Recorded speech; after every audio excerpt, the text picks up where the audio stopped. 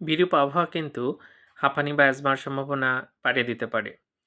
অনেক সময় দেখা যায় আমাদের দেশে বিশেষ করে রাজশাহীতে আমাদের অনেক শীতের সময় খুব বেশি শীত পড়ে, আবার গরমের সময় কিন্তু প্রচণ্ড গরম পড়ে। এই আবহাওয়াতে দেখা যায় অনেকের নাকের মধ্যে চুলকানি শুরু হয় এবং হাঁচি শুরু হয়, নাক দিয়ে পানি পড়তে থাকে এবং একটা পর্যায়ে দেখা যাচ্ছে শ্বাসকষ্ট শুরু হয়।